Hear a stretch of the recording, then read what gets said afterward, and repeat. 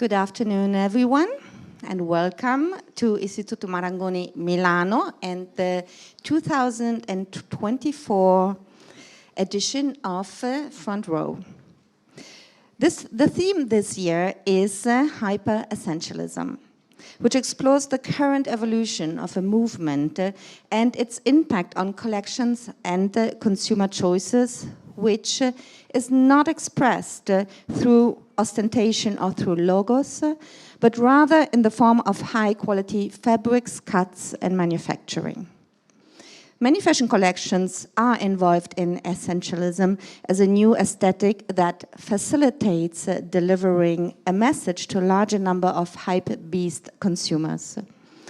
Those simplified codes seem to make use of an apparent visual unification as a key driver to increase system-placed exclusivity and enhance communication immediacy.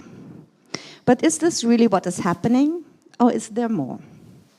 To answer this question, this week we have invited creative directors, fashion commentators, and fashion insiders. And today with us are here Francesca of InsideTheMood, hello, and Hanan Besovic of I Deserve Couture, who will, yes, let's do it. One initial applause, who will converse about their being fierce in fashion. But let me start with the formal introduction to our guests. Francesca is the invisible woman behind the hyper-researched Instagram account InsideTheMood, where she investigates the inspiration behind fashion collections and illustrates how fashion, but also culture at large, lives in cycles. Hanan Besovic is a fashion commentator and founder of the acclaimed Instagram account I Deserve Couture, followed by all relevant fashion insiders, included in Business of Fashion's list of 500 people shaping the global fashion industry, and a familiar and sometimes feared face at fashion shows and all the fashion weeks. So now, without further ado, I leave the stage to you two and to your conversation. Thank you very much.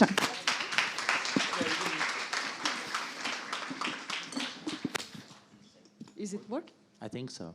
Okay. Can you hear us? Yeah. Okay. Okay. Okay, there we go. Perfect. Hi, everybody. How are you? All good? Perfect. Yay, excited for the talk. I never met you before, so it's nice to connect a face. To be honest, we met. No. Yeah. When? But I was hiding Okay, in so the we didn't crowd, meet. so we really don't met. Well, there's a first time for everything, so pleasure to meet you. It's Okay. nice to connect a face to a profile. Thank you. I love what you do. Thank I you. love what you do because, like, for me, it gives a throwback moment to everything that's happening. You see that everything is being kind of like done again in a different way, and Yeah. that's all thanks to profiles like yours. So how did you start all of this? Allora, first of all, I must say that this is the first time that I'm speaking in front of a public. So I'm thinking of all of you naked. Okay? Just know it. Just to relax myself, because I'm all dressed up. And this has started like, a tumble diary that was called My Small World. And there was really something about what suggests something to my imaginary and to everything. It was about, photograph, art, of course, a lot of fashion. And starting this Tumblr, I started seeing some connection between all the pictures that I was posting. And so I started doing like side-by-side stuff about everything that was there. Just to clarify, I work in fashion since a long time. So right now I'm over 50. Okay. Don't look a day over it. So. Okay. And for I've peop- started when I was 20, so it's really a There lot. you go. Wow. And that's amazing, though. Yeah. So it's For people that don't know what Tumblr is, that is Instagram before Instagram. yeah, it's Just so you know. Instagram before Instagram, and it was really quite popular. It was huge. It was huge. It was great for fashion. It was but great for other things. It lost a little bit when they took away all the Correct. porno side Correct. of Yeah, it. exactly. I cannot say it here, but a lot of people were on Tumblr for a different reason.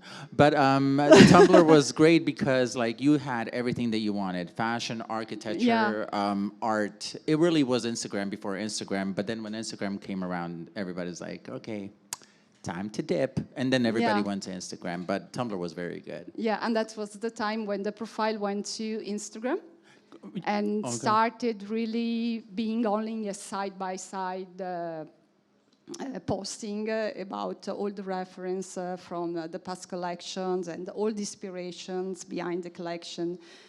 Because, I mean, I don't know if you have had the occasion, but for sure you do it for all the designers that you have here in the school. When you start thinking about the collection, you start from the mood board. And that's also from the name that came from my Instagram, Inside the Mood. So really getting into the mood board that inspire a designer in creating a collection. So when you construct a mood board, you put everything that really relates to your spirit, to your soul, to your imagination. And so that's really like the sacro graal of a designer, the mood board, because when you get to see the mood board that is at the base of the collection, you really see what is inspiring the designer, and you can see that over there you can find art, you can find nature sometimes, you can find really everything, because inspiration can really come from everywhere. True. I think like when it comes to like the mood board, I think mood board, literally just what you said, it tells you everything that you need to know. What evoked the collection, what started people, what started someone to think about the collection and was in a specific way. Have you ever like seen something that surprised you on a mood board that you're like, what the hell is this? I've seen some mood boards. I've seen the mood board for my friend kakao. He's a really nice guy. I think you must know him by now. He's getting noticed. He was in the LVMH prize last year.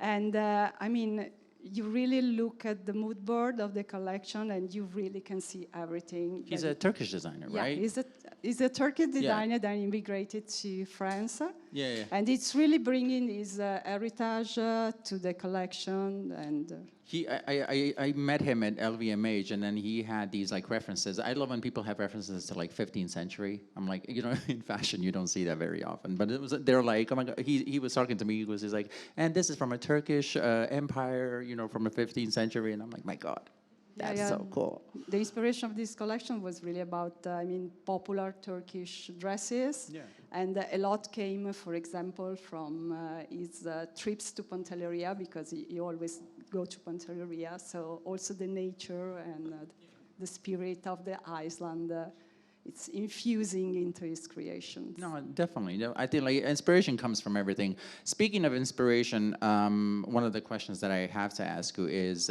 who is your fashion journalism hero? You have a lot from abroad, really very famous, like Katie Horn, right? Robin Giving. They are Pulitzer winner. They are really super strong. But in this case, as I'm Italian, I want to stay a little more connected to our country and to Italy. So I must say that I really love Angelo Flaccavento, because I love how it's like to be disappointed at every fashion show. No, it's really speaking very honest. Yeah. So it's really giving a very authentic point of view when he does the review of the collection. And another journalist that I love, also being a friend, it's Giuliana Matarrese, lover. Because, she's very little, she's a freelancer, but she's doing really a good job, especially for the young designers and for the Made in Italy, for all the Italian fashion. She really is pushing a lot in giving voice to new and young designer. So that's what I really like, because, I mean, okay, you are a journalist, you can speak about the big brands, about what they do, but you also have to give voice to the next generation of designers that is coming to the scene.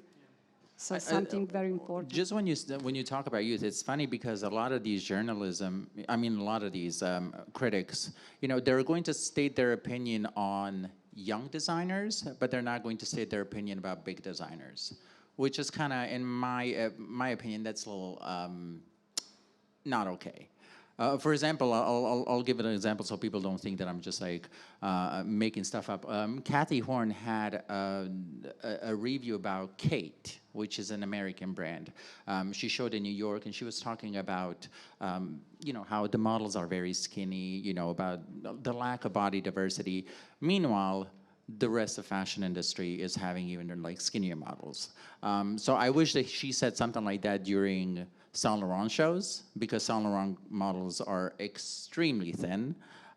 So I find it interesting that they're going to kind of like speak their mind on smaller designers that are not affecting their budget, are not having advertising money, but are going to be quiet on the big ones. I find that to be a little bit, let's just say, not cool.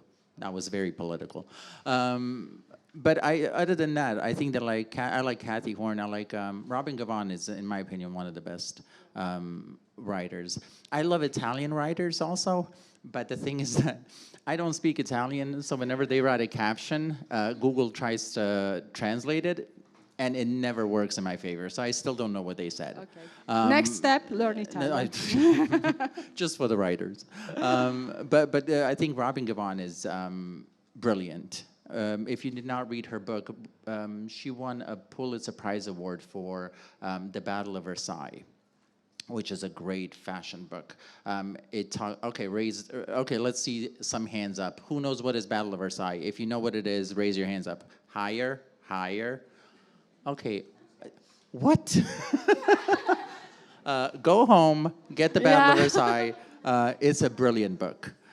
For people that don't know what Battle of Versailles is, that is, let's say, introduction of American fashion to world fashion. It happened in, It happened in 1973, and it was a battle between American designers and French designers. And basically, American designers ate French designers up. I never thought that would ever happen also. Plot twist. But it's a great book, and it breaks down how the whole process went, why they won, the energy in the room. You do not have a lot of pictures from that event, but it's a brilliant, brilliant book to read. It gives you the introduction to every designer from Oscar de la Renta to Halston. It gives you the breakdown of Saint Laurent. It really, really is a great book. So Robin Gavon kind of like wins my heart all the time. I just stated the Battle of Versailles as my favorite book? Book, and also happenings in fashion, because it's really something really very strong. And if you don't want to read, you can also have a look at the Battle of Versailles in the Alston series, if you are too lazy to read. Yeah, like fashion is kind of like becoming like more mainstream with these TV shows. I mean, there was the Balenciaga one, there was the new look by Dior that just came out. So I have to see both of those. I saw the first episode of Balenciaga. It's brilliant. But not spoiler, I still have to see it. The way that they did it is very good because they recreated the pieces like completely to a T. And then you see these pieces from like 1968, and I'm like, Jesus Christ, it's brilliant. Honestly, I haven't seen a better kind of like dress, how do you call it, costume design in a very long time. So like they went through the archives, they recreated everything. It's so good. It's so good. The thing that I'm interested to see in New Look, they're talking about the history of Coco Chanel. So if you know Coco Chanel's history, you get the tea. Yeah, she's the villain in the boat. Yeah, she's the villain in my life, and I never met her. So, but yeah. So another question is, what period of fashion would you like to see return, or which period of fashion would you like to live? To live, I have lived a lot. I was there in the 90s. I was there in the year 2K. So I don't like the return of the year 2K, to be honest. Not at all. But, I mean, they are all good to return. I mean, in fashion, since from the beginning to up to yesterday, you have good pieces, you have good creations, you have marvelous things to look at. You have heart in fashion, in all the periods. And recreating all these periods, it's something that a designer must do, giving modernity to those periods, not just taking and put again the same things, but adapting what you have in the past to what we are living today. Because really, I mean, it's like the basis of where we have arrived right now. So we can't forget all these bases. But you don't have to make it customary. You don't have to make it modern fashion. So when every period return, it's really a nice thing to say, but readapted to the period. And if I have to leave one, I really don't know. I don't think. Maybe Versailles and Marie Antoinette, something very easy for the day and the Do you think that fashion is like, now when we're talking about fashion and kind of trends, do you think it's becoming commercial? Fashion in general, do you think like there's a Yes. more commercial brands now? Yeah. Yeah. Fashion is becoming definitely commercial because a lot have changed in fashion since the beginning. I must say that, I mean, even when you buy a collection has changed a lot from when I started my work in fashion to today's. Because the first time that I met the buyers, because I'm in sales, in distribution, commercial, nothing creative, nothing like that. That could sound strange, but it is. The first time that I met the buyers, it was really creating, I mean, transponding to the shops the idea of the collection, so really bringing all the idea of the collection, giving the image of the collection, giving everything. Nowadays, it's really more the buyers come to buy what they sell. So if you let buyers free to buy what they want, they will buy only fleece and sneakers at Balenciaga, they will buy only biker jacket at Saint Laurent, or bags. So it's really something they are really more looking at what they are selling. And also before the buyers, they come, they really get in the spirit and the collection. They really want to hear about the inspiration, everything that was behind the collection, and really transport the idea, as I've already told. Right now, they are really more into looking to Excel files to see all the percentage, all it's going, what is selling, and everything. So it has lost a little bit of magic, even if, I mean, every time that I see a collection, I'm still dreaming. I cannot forget the dream of fashion. So for sure it's commercial, more commercial, and it does more marketing behind the collection. That's sometimes design. And when a design creates a collection, then you have the intervention of the merchandising, of all the commercial part of the people that put their hands, unfortunately, too, in the collection. So sometimes this is sad. What collection made you dream lately? Because lately we've been, I mean, we had a couture week and stuff like that. Like, I think we can agree. Marcella? Of course. I think we can all agree. I think all of us. That was he ate. I'm sorry. Yeah. I'm sorry, he ate. There's no other way to describe it. That was. Yeah, but that's what you ridiculous. get when you have 1 year to develop the collection. He really had from Renzo Rosso 1 year to develop the collection.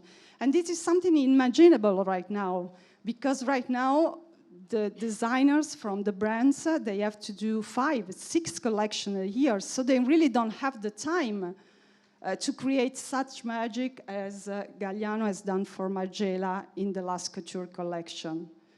So also, the fact that we are running more, we are also in the informations. Then we of course. Because we're always running to get the last. Yeah, the last news, the last scope. We're always on the hunt. But I think like Margiela collection was good just because it was, I don't know, it hit everything that Margiela is all about. I kind of made you like his Dior years were amazing. I think that all of us will agree on that, especially like his couture is like one of a kind.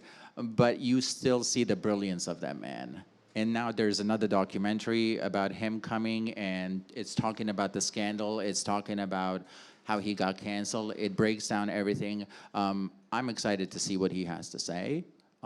Is he gonna be forgiven for it or not? I think that's on the public to decide. But I think that it's necessary because like he came from like one side of fashion to another. He came from back, you know, in Dior years, he would produce 32 collections a year. 32 collections a year. And him and McQueen were two designers that were, if you read Gods and Kings by Dana Thomas, okay, do I need to do hands now? No. Let's not. Yeah, let's not. If you love Galliano, if you love Dior, if you love Galliano, if you love McQueen, Dana Thomas has a book called Gods and Kings. Brilliant book. Big book. It took me forever to read it. But it's a very interesting book because it breaks down the artistic side and it breaks down the business side. And it breaks down what made Galliano do what he did, turn to alcohol and drug abuse. And then it talks about McQueen and what made him commit suicide at the end of the day. But it talks about like how much they worked and how much they were overworked. And now to see him design one collection in a year, I'm like, that's great. And you can see how much like he's done and how much love for fashion there is in that man.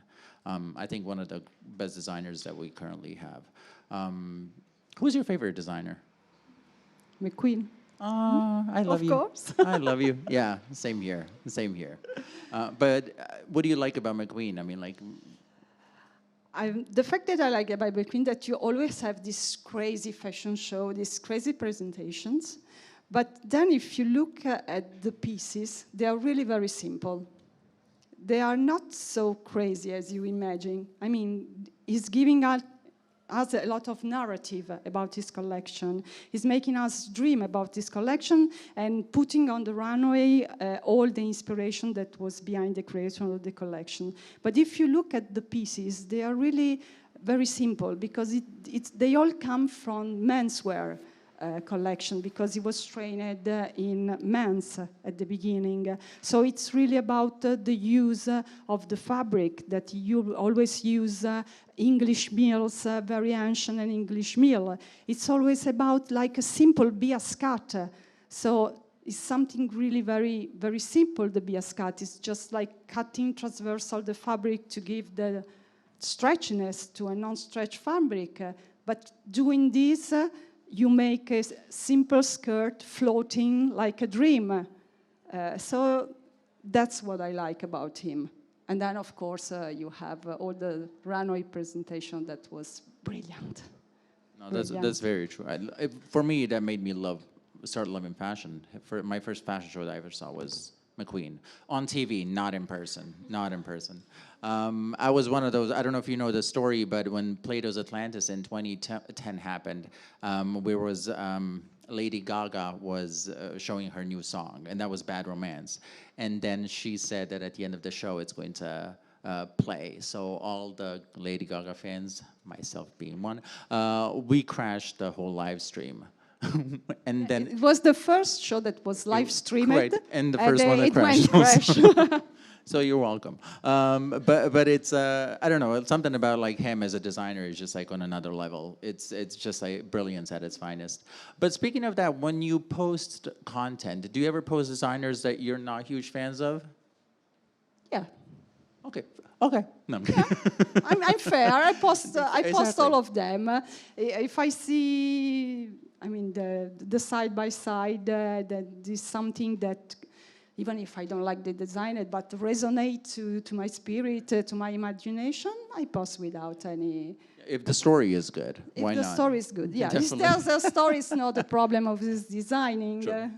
No, that's true though. I agree. But I think like when it comes to like a lot of these collections and everything, there's a plethora of information just like coming. Like you just have to kind of filter what people will find interesting.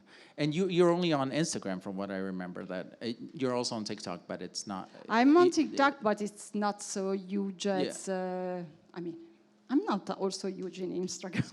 No, come on. I love to see your posts. I think I think they're gonna define me like a small influencer. No, no. Something like that. And I don't influence anybody at all, to be honest. No, I think like your account is like an insider's account. Yeah. Like when people that like really love fashion, they're gonna go to your account and be like, okay, that's a good reference. Like for example, I go to your account to be like, okay, is there anything new about this collection? Because it's always interesting story to see who did it before. So I always find that interesting. But your account is mainly on Instagram. Yeah, mainly on Instagram. Okay. Because being based on side-by-side photos and the fact that I never appear on the screen. So, I mean, on TikTok you have to be there, you have to show your face, you have to be more... Yeah, more present, like more camera-wise. present, yeah. Fair. As far as information... Sorry, I have all my friends saying you have to do something more gossip, something more... something more trashy, and they say, no, it's not my story, I cannot. No, I think like the way that you put it could be interesting. You know, I think that like even if it's a gossip, I mean, like I talk about everything in fashion. I'm like... Did Daniel Lee get fired from Burberry? I don't know. Is there a rumor? Yes. But I think that like everybody finds it interesting because it gives you another reason to talk about fashion. And whenever I can talk about fashion, I'm down for it. So I would, if you were going to show your face, I would be like, oh my God, that's great, because I think like people resonate more with, with face and like when they know you. But I think the beauty of your account is that you're kind of like hidden. I think that's kind of cool. I think kind of like when you're doing your own thing, it's a bit easier, I think, still. Because like, yeah, you get what I mean. As far as everything else goes, where do you get your news and facts that you're going to report? Usually I get from, Vogue Runaway, just looking. And to be honest, I have a very good visual memories. I'm really bad in dates, names. I mean, if you present to me and say to me your name, I will forget in 2 seconds. She called me Mark. Yeah. I'm kidding. She didn't. But I will always remember your face. Don't worry. So sometimes I don't even read the reviews on Vogue Runaway. I don't even read the press release. I just see the image and immediately comes something to my mind. Sometimes I can find it immediately. Sometimes it's harder because I don't remember names and then that's it. But I have a good friend of mine that I call my Google man. And I say, okay, I remember that there's something like that. You have to find me. God, go find me. And it comes free. Yeah. Perfect. No, I think like the reviews on Vogue are interesting. Sometimes I'm not a huge fan of them. You know that the collection is bad when they're talking about the location too much. Come on. When they're or like, about the models that close at the show. Exactly. When they're like, everything except the clothes. And I'm like, come on, we see you. But I think like information is where you get, I go to Business of Fashion, and WWD always has like credible information. All of these like kind of like newsletters. I love, how many of you are on Twitter? Exactly. Twitter is so good for information and misinformation also. So you have to be super careful. But like for fashion stuff, Twitter is brilliant because everybody gets on Twitter and immediately posts stuff as it comes out. So it's like super interesting because like that's where you can get your news, and people share their opinion, and I love that. So I'm like, I'd rather like see someone with an opinion than... I'm not on Twitter. No. I'll make you an account. It's gonna be called Outside the Mood. But with all that being said, should we go to Q&A? Yeah, let's do a Q&A. I did your introduction for you. Great job, the Q&A. So maybe also you can get some water in the meanwhile, which you haven't had until now. Okay, so we want to have some questions for our guests, of course, and me being very greedy, I will start with the first question. So how is it managing audience? I mean, we are an audience here today, but you have both an audience. And I can imagine that they like, dislike what you're doing or what you're posting sometimes, but also they might give you information or ask you too many things of you. So how is it managing that? I mean, you always like quite good because you're telling people, this week I'm off, I will save my messages, let me have my time, on a fashion week or something like that. But how is there like something that you want to tell us about how you manage your audience? Well, I answer all the DMs, and I understand that that's not what influencers usually do, but I find that to be a nice way of connecting to people that follow you. I hate to say it, but it's true. I would not be here right now without people in this room. So I think the minimum that I can do is answer a message or answer a question. So when Fashion Week happens, my DMs are already clogged up. So I'm not touching those until I come back home to Florida. Yes, I am from Florida. I know it sucks, but then when Fashion Week ends, I wait. I literally am on DMs for the next 2 days, just as answering messages. But you know what? It gives you a completely different view of what you do and what people like to hear and people's opinion, because people are going to send messages that are the funniest and the craziest. And I love the craziest ones because I'm like, oh my God, that's ridiculous. Somebody literally asked me the other day, they're like, hey, can you send my girlfriend a message? And I'm like, I'm sorry? And they're like, yeah, tell her that I made a mistake. I'm like, I'm not in this conversation. I should not be. I'm like, this is not Dr. Phil. Go.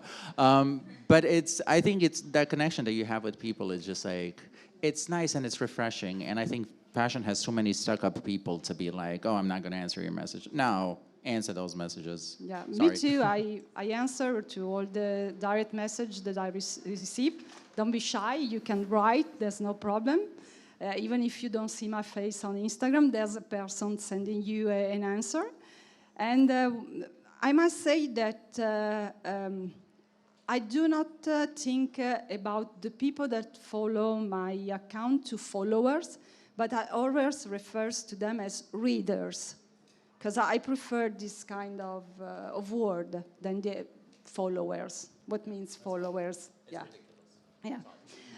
And I really love because through my Instagram account, I have also found new friends, new connection, people that right now are friends also in real life, and with which I met every time I go to Paris or I come here to Milan.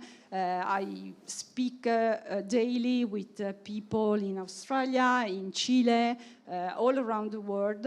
So if you trust a little bit Instagram and if you trust your direct message, you will find the world outside, really. And you will really connect to people that are really near you. Because the people that I found through Instagram and to my direct message are really people that have my same passions, my same ideas. Never was mean to me, never met anybody mean, so. Those are my favorite messages, because when someone wants to start something, they tag me and they don't know that I answer messages, and I'm like, "Hey, what's up?" And they're like, "Oh, you saw this?" And I'm like, "Yeah, what's up? Like, let's talk about it." But I think it's just like, just answer. If you're trying to build a community, I think that there's a difference between building a community and building a following. I think the community is a lot stronger. And all of us are in the same room that have the same passion for fashion. I love that passion for it. Sounds good. But all of us are, here for the same reason. So I think if you're building a following, that's different. I think for me, that's kind of cold. It just doesn't translate very well. It just sounds, stuck up-ish.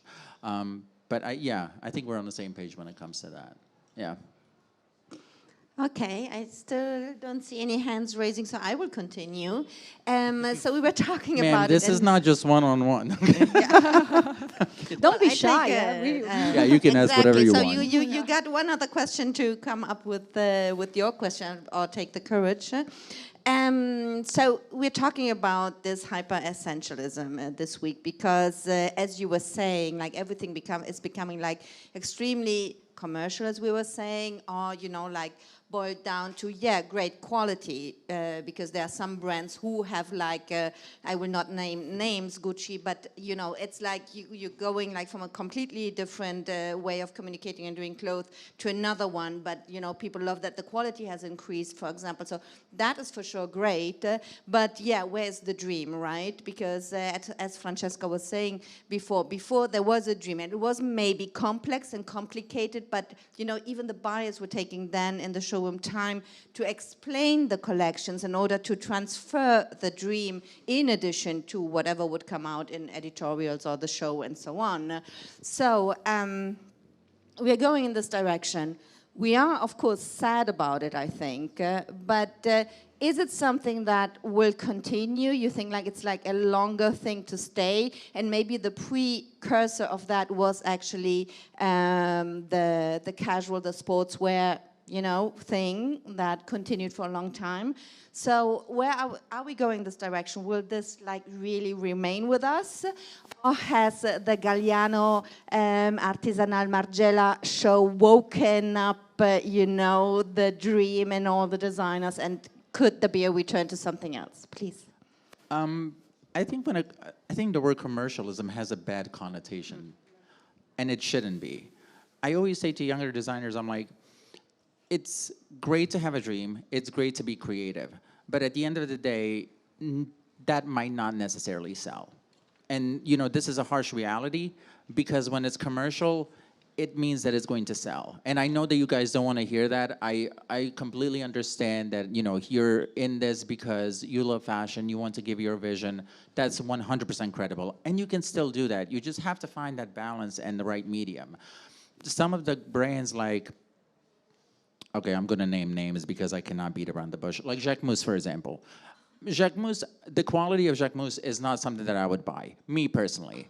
Does Jacquemus have a great marketing strategy? Brilliant.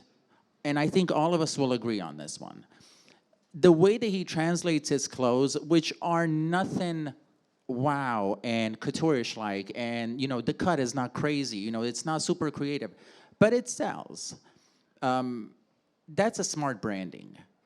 You have brands like, you have Quiet Luxury right now, which is super big, and Zegna and Laura Piana, brands that I really love because they are doing something that's a lot different from everybody else. In a way, it is commercial, but it has a target market and it hits that target market. So dreaming in fashion and putting your vision into fashion is not a bad thing. Do it. But at the end of the day, you have to remember what's going to bring you money, what's going to bring bread to your table is something that's going to sell. At the end of the day, that's the best advice that I can give you. Be commercial if you have to. You have great designers like Daniel Roseberry that, in my opinion, if I was a student today, he would make me love fashion. He's one of the rare designers that would make me love fashion. But you also have designers like, who I find him very smart, is Michael Kors. Michael Kors, very commercial, sells like crazy. His clientele is a lot different than Gucci clientele. I'll give you an example. I live in a building. In the building, there's a front desk. And there's this lady at the front desk. I love her. Her name is Karine. So I was holding a Fendi Peekaboo bag. I love a Fendi Peekaboo bag. For me, that is a grandma bag. And inside my heart, I am a small grandma. So I have the Fendi Peekaboo bag, and she calls me, and she's like, hey, Hanan, you have a package from Michael Kors. I'm like, not a problem, perfect. So she calls me over, she's like, hey, when you open it, can you just show me what you got? And I'm like, sure. She's like, Michael Kors for me is the designer ever. Because Michael Kors, and I hate to sound like that, is a luxury that she can afford still. She cannot afford Fendi, which is fine. She can afford Michael Kors. And when she sees this Michael Kors bag, for her, that is everything that we see with Miu Miu or Prada or Gucci. That is her Gucci. It's just a perspective that she has about fashion that is not like ours, and it's fine. But for her, Michael Kors is that girl. And I love that for her. So I showed her the Michael Kors, everything went well. But when you think of like smart designers that are making money and are making change, Michael Kors is actually making huge changes with United Nations, for example. Like he's donating a lot of money as far as like the meals for poor people goes. Doing great stuff. Brunello Cucinelli is another person that does great stuff. So you have these designers that made it in fashion by being commercial, and there is nothing wrong with that. There we go. And after 7 hours of me speaking, I'm giving you the Going back to your front desk lady, she really represents what we can call the aspirational customer. So the one that want to have a piece of the dream. And when we speak about commercial collection, it's not only about what you do, but how you balance the price point of the collection. I mean, at the moment, you have seen in fashion prices rise crazy. They are really super, super high. And all the big fashion brands, they are losing the front desk door.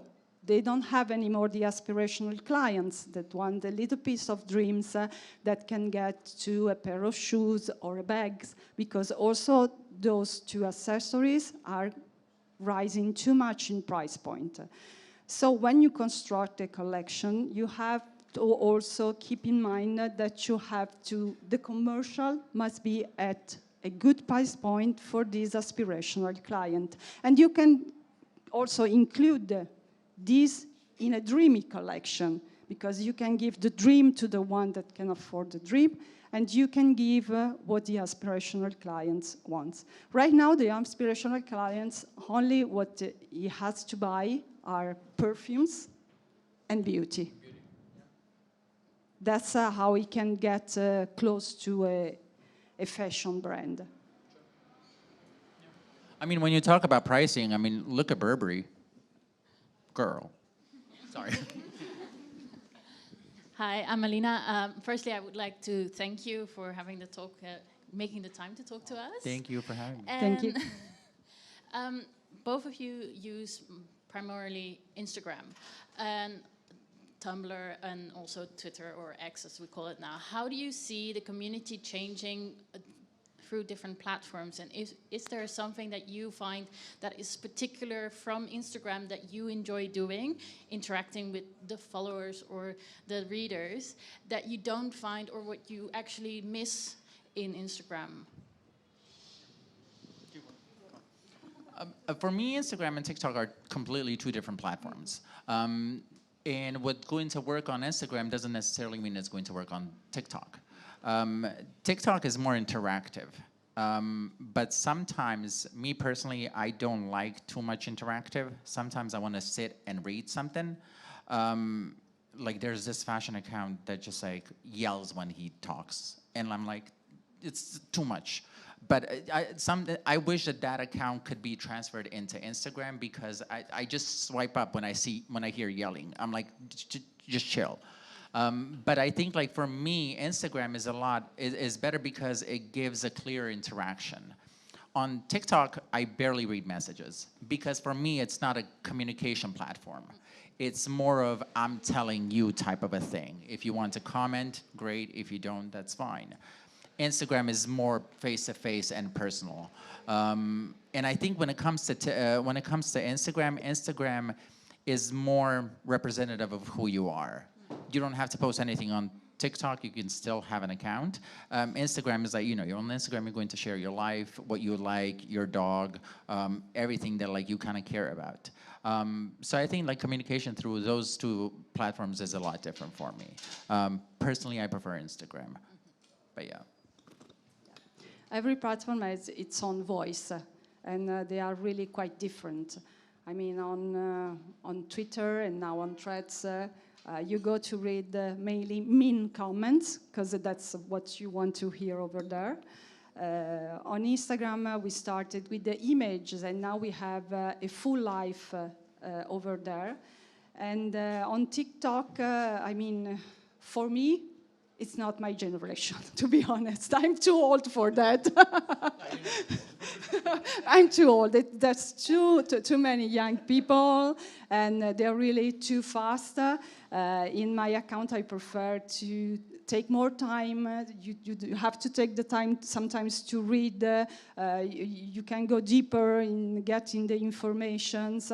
The posts that I do, the ones that I prefer, are the ones that get back and give you some historic informations about everything. They are not always the most successful ones, but that's the ones that I love. And what I like in Instagram is on your account, you really you build your own house. And then you say, okay, that's my house. Are you interested in coming and we have a party together? Yeah. Let's come in. I think TikTok is a lot, when it comes to big difference for me, TikTok is better to show you some stuff that you never thought of. Their algorithm works very well. I have to give them that. Because the only way that you're going to find it on Instagram, new stuff, is because somebody shared it.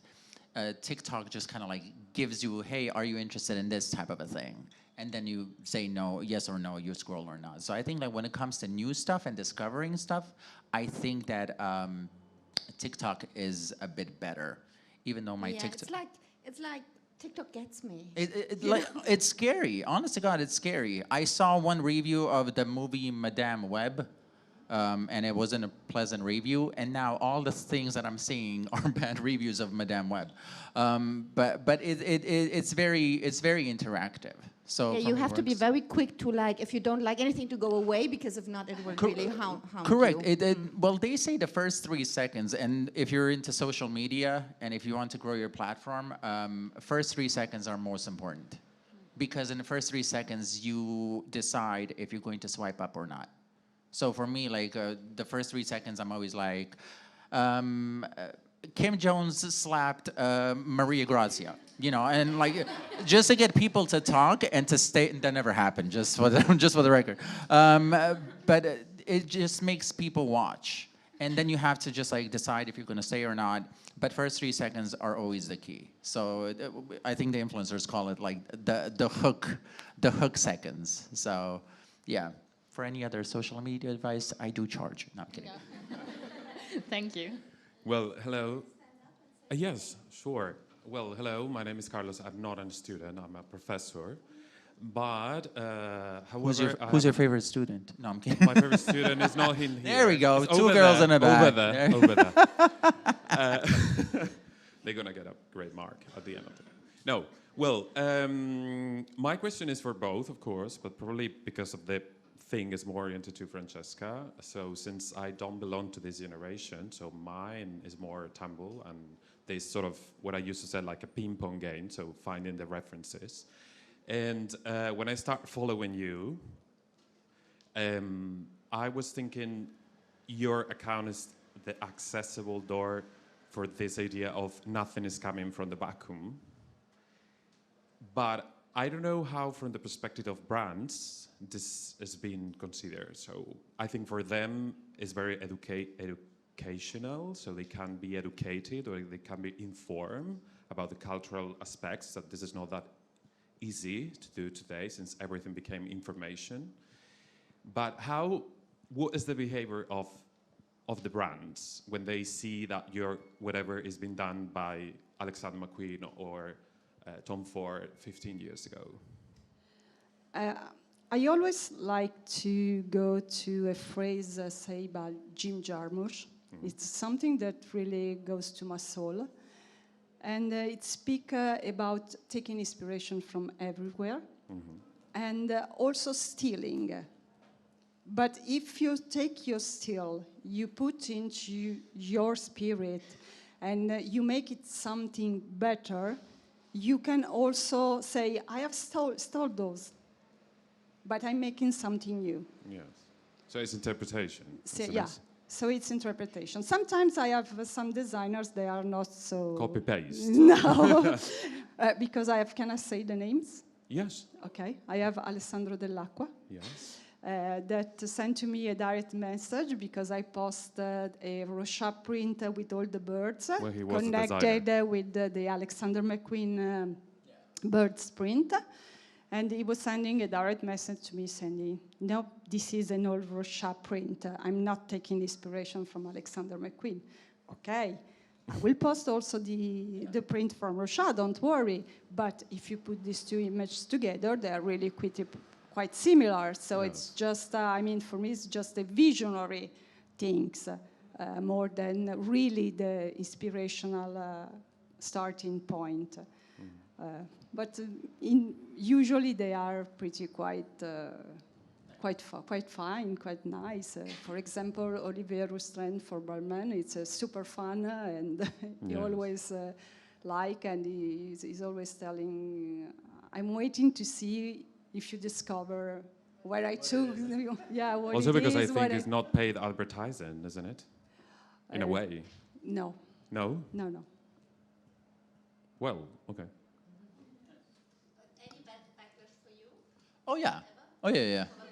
Oh yeah. I'm like banned from a couple of them. I know that I'm sure that I'm banned from Burberry. Dior, Chanel, Siriano, Wang. Yeah, in alphabetical order. But you have to choose the easy ones. I mean. No, I mean, like for me, I'm like everything that I say. I try. I'm not a mean person. If you like what I say, good. If you don't like what I say, that's fine. I think the problem with the designers today is that I'm gonna sound awful. I don't care. That's the thing. I have my opinion about your collection, and that's fine. It's difficult to change an opinion. But if you come at me in a very nasty way, you're not doing anything to improve that. And that's fine. You don't have to prove yourself to me. You don't have to prove yourself to anybody. I think it's just like a bittersweet feeling that you have when the bad situation turns worse. Like, for example, I'll give an example of Christian Siriano. Siriano blocked me because I said that his fabrics look cheap. And you all agree with me. I'm sorry. Those fabrics really do look cheap, and they still look cheap. Does that mean that he's a bad designer? Not necessarily.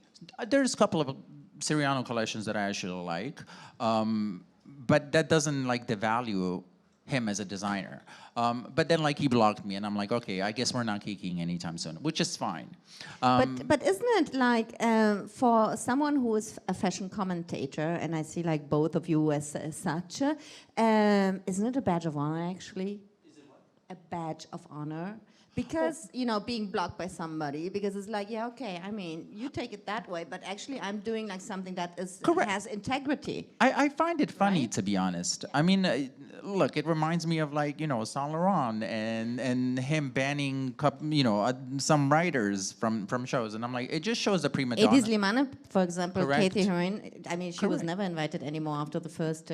But it's, that's the modern version of that. Like Burberry and Daniel Lee, I have my opinion about Daniel Lee and Burberry. I think it's a fail, and I'm still gonna say it. I said it 2 days ago, and when the new collection comes out, I'm going to share my opinion because I think there's nothing wrong with an opinion.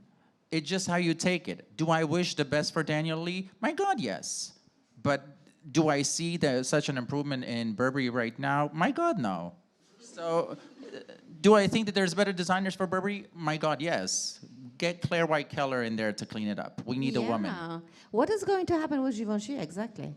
Do we know? Because I don't know if you have seen.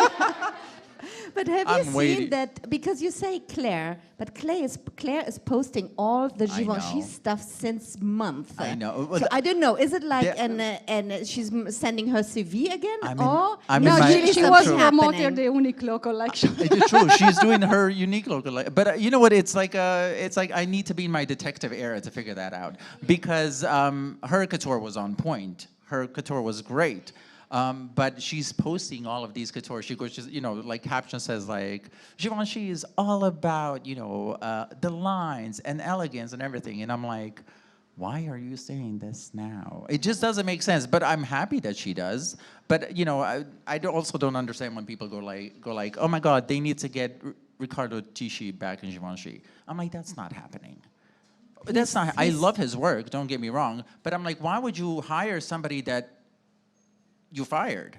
You're kind of like admitting your own guilt there. The only person that went back to the brand is Karl Lagerfeld in Chloe, from what I remember. And he was in Chloe twice. He was there from 1992 to 1997, and from 1984 to, my God, 1988, I think, or something like that. There were two Karl eras in Chloe. But that was the only designer that like I know that went back to his previous spot.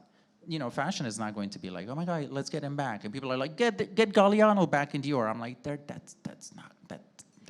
it's not going to happen. So I think Givenchy is just like, is there people that I want to see in Givenchy? Oh, yeah. Yeah. Because which are the other vacant chairs? I think it's Lanvin. Lanvin and that one. Lanvin, Givenchy, and I think that's about it. Yeah, I think all of them. Moschino has a new creative director. I'm super excited about that. Yeah, that was to be my last question for me, and then we get one other from a student, and then we're fine. But with all the new creative directors, like right now between Milan and Paris, which one you are the most excited for? Do you want? From the new ones, Yeah. Sean McGear Okay, fair. I have Fair. two of them. I have. and go for it. Adriana Pialazza, for sure, Yeah, because he same. has really a very strong personal style, and the message that she's sending, it's really getting back to the Franco Moschino roots.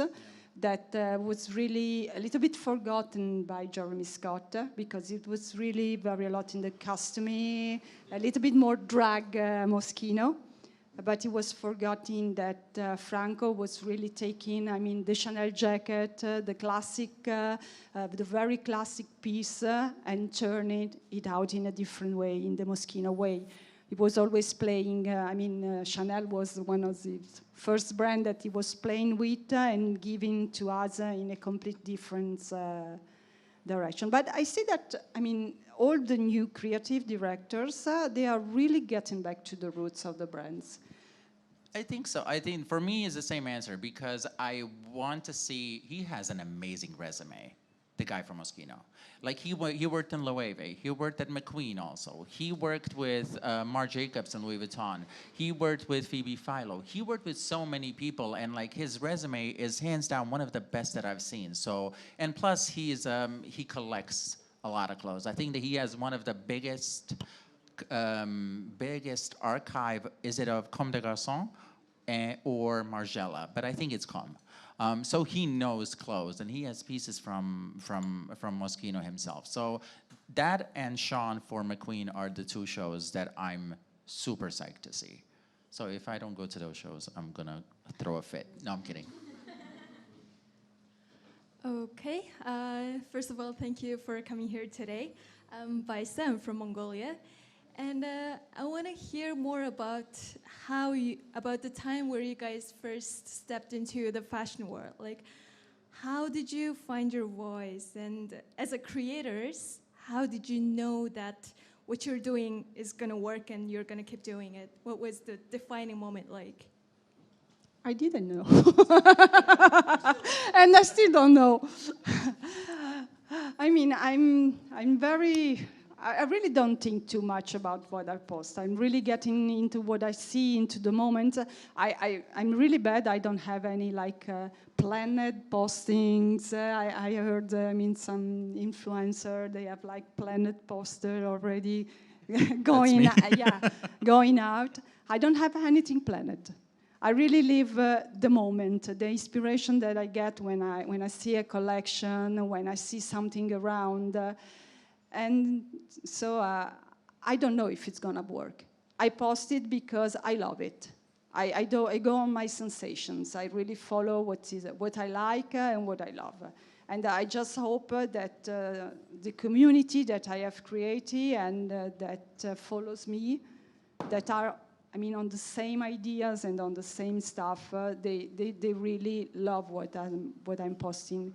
But it's not really, I mean, for me, a matter of numbers or of how much likes I get, because when I post something that for me is very important, is giving a strong message, even if I get 50 likes, it's okay.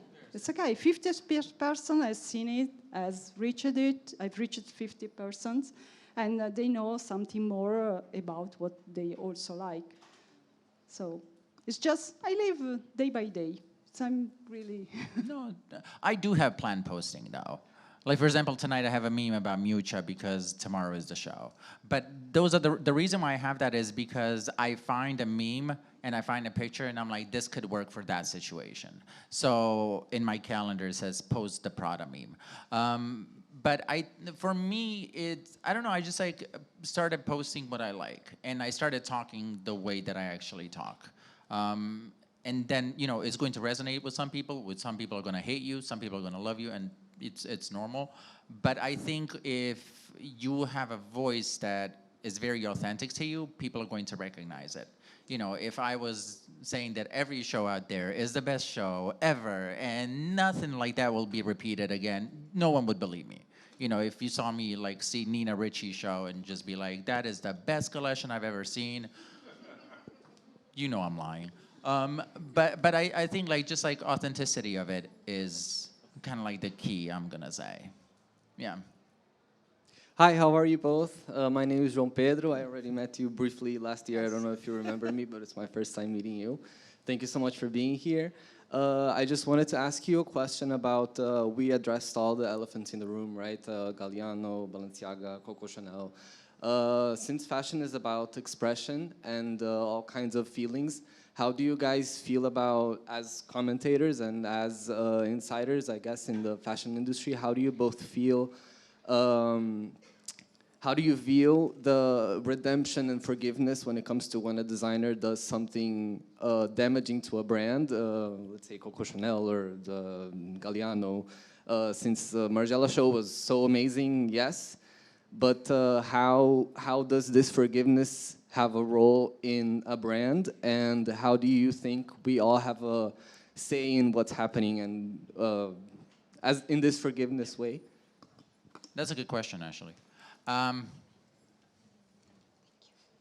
Depends. For me, depends. Like for example, like Coco Chanel, I'm not a huge fan because I don't think that she was a nice person. And for me, no collection will ever change that. By the same token, she's not alive anymore. People that work in Chanel right now cannot be associated with her and what she did and how she did it. So that would be unfair of me to judge the collections based on Chanel's life. Same thing with Balenciaga, in my opinion. I think Balenciaga made a mistake. It was a stupid mistake.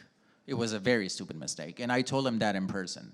I think when you want to be provocative, you have to understand the backlash. And the best way to go about the controversy is what you do after. Like Balenciaga scandal would not be as bad, in my opinion, if they didn't shift blame to other people. When the whole thing happened, everybody understood that it was crazy. I mean, all of us talked about it. It was the biggest scandal that we've seen since Dolce & Gabbana, to be honest. It was literally, and honestly, I love those moments. Not because they're in trouble, but it is because finally everybody has an opinion. And I love that.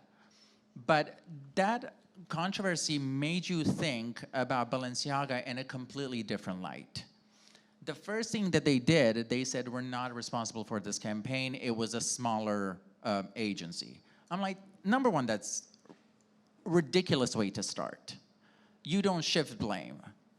In my opinion, what they should have done, they should have taken accountability from the get-go and then figured it out from then.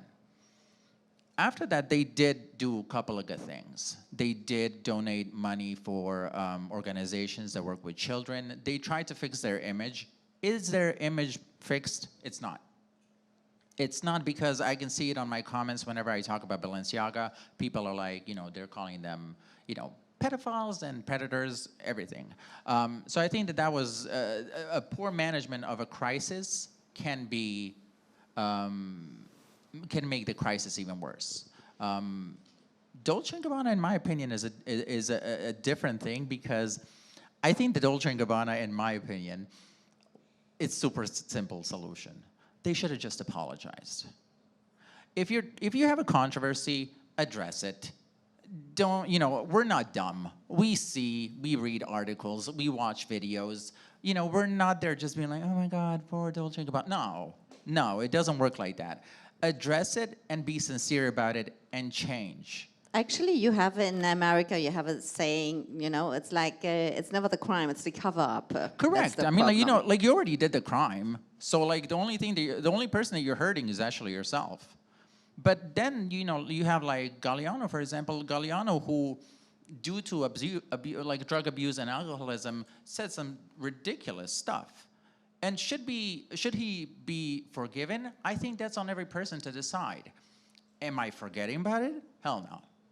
That's a stain that he's always going to have on his resume, no matter how brilliant he is.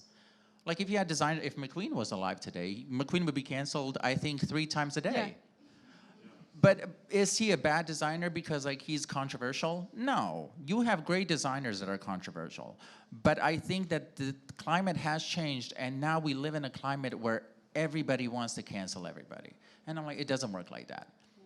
Does cancel culture exist? I'm sorry to disappoint you. No. Alexander Wang still makes clothes. And all of us know the Alexander Wang story. And all of us heard people that came out of that story. So as long as you bring money to fashion and you sell, you can do whatever you want, it seems. Is culture going to love you for it? No. But that's the bottom line. Unfortunately, that's the reality that we live in. We have sexual predators walking around. And that's what I tell all the young designers and people in the fashion industry. This is not a nice industry. If you think that this industry is peaches and milk, it's not. And I'm sorry to tell you like this. Is it a beautiful industry? 100% yes. I met the most amazing people because of fashion. Fashion has brought me my best friend. And I love that. But it's not an easy industry to survive in. So just be smart about it. Learn on people's mistakes. You have a plethora of people that made so many different mistakes. Don't repeat them. That's the best advice that I can give you. And after another 16 hours of me talking. But I'm the living proof that you can survive fashion. There you go. Exactly. I'm inside fashion from 30 years, and I'm still alive and and doing good. And I still have my life fixed. Everything is fine. So you can survive. You can survive fashion. And it's really nice what you have talked about. Of Alexander McQueen. That when we think about all the fashion show from Alexander McQueen, from Galliano, even from, the big shows from Marc Jacobs, that really stays into my mind, like the ones that he has done for Louis Vuitton, super strong. And every time that I see something surfacing about cultural appropriation, about, being strong in the communication, every time I think the same thing. I think, those designers in those days will last 2 days. Yeah. And they will be killed by popular opinion because everybody will point the finger about the cultural appropriation, about everything. And to be honest, we were much younger. We were more naive by that period when we see those things. We were less aware of what was made by then. But maybe we were happier. Yeah, I agree. I think the culture now is good. Just because I talk bad about fashion, that doesn't mean that culture right now and the fashion industry is bad. I love accountability. Don't get me wrong. If something is cultural appropriation, you should call it out. Somebody who is not from a culture, they should not be profiting off the culture that they are not part of. I like stuff like that. Does it make creating a lot more difficult? It does. And I get that. But I think Galliano, for example, his inspirations was always all over the place. Karl Lagerfeld was always, Karl Lagerfeld is a German guy. He's making, in 2013, he's making a collection inspired by India. But it's a beautiful collection at the end of the day, but social media and accountability was not present at that time. I don't think that there's anything wrong with accountability. and I think that you shouldn't also. So call it out. Yes. Okay, so my name is Carolina. Call it out. No, I'm kidding. Okay, so thank you for your question because mine is somehow connected. I was like wondering if you have an opinion about the gossip. How is like scandal nowadays profitable for the brand? Because we have like Demna, who's like amazing designer with like great possibilities, and then we have like this mistake. We have like, for example, even from today, we went to Fendi show. There was this guy, obviously activist with the card of like animal abuse. But they took him out, make a little fuss, took pictures, brought him back in. And people started to talk. Oh, he was probably like even paid to do so. Like maybe that was the commercial part of the whole show, because that makes, on one hand, people talk. So it kind of brings attention to the brand. But on the other hand, people who think and are more responsible, they like move out from the brand. And what do you think about this? When it comes to Demna and Balenciaga, do I think that Demna is a great designer? Yes. I mean, a mistake is a mistake. All of you will make a mistake. Not to that extent, but you will make mistakes, and that's fine. I think making mistakes makes you grow and makes you learn. Demna, I think that no one can deny his impact. And I know the people in the room are not going to agree with me, but as someone who loves Balenciaga as the house and the history of Balenciaga, I love, one of my favorite designers is Cristobal. I think that his vision of Balenciaga is not something that is completely connected to Cristobal Balenciaga. If somebody asked me, if an alien came down to Earth and they asked me, like, what do you think about Demna? I would be like, he's there to piss you off. And he is. He's there to question, will you buy a bag that looks like a garbage bag? And no matter how stupid it sounds, people were buying them.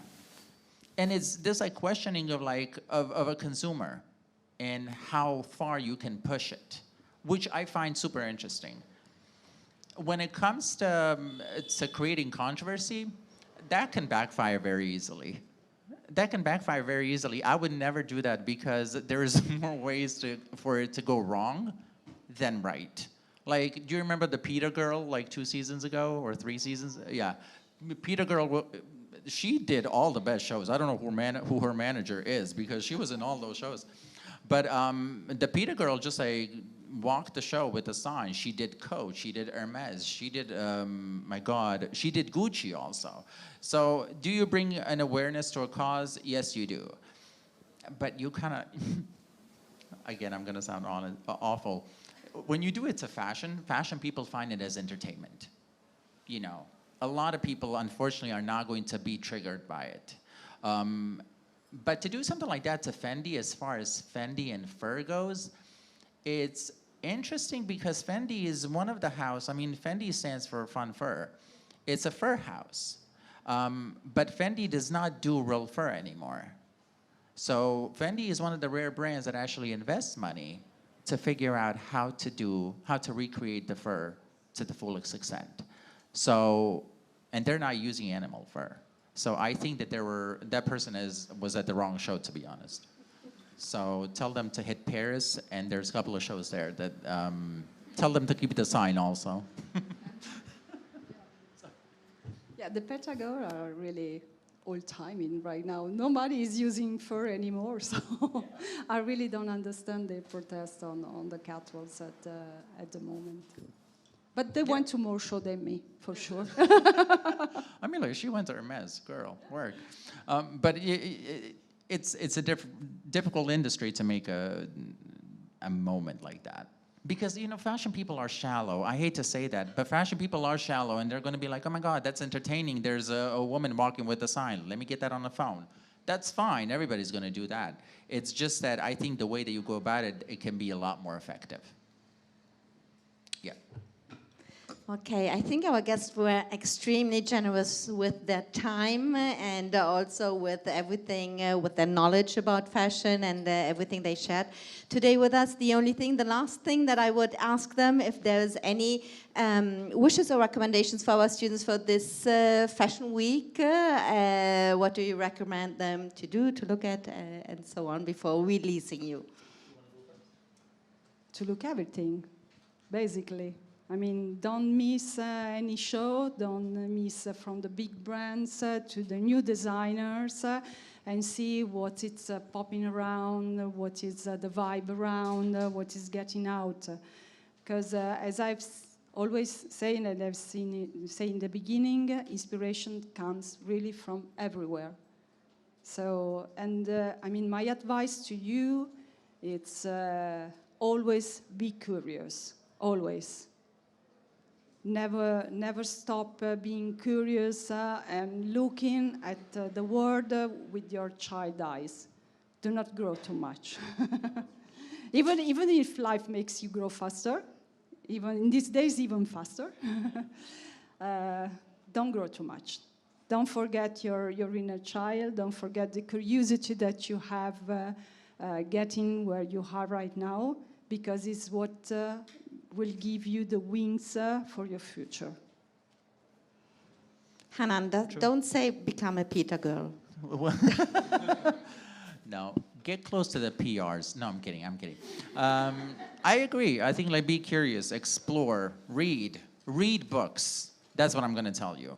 All the fashion knowledge that I have came from books and what I found on the internet. It is not impossible. I don't have a plethora of fashion knowledge.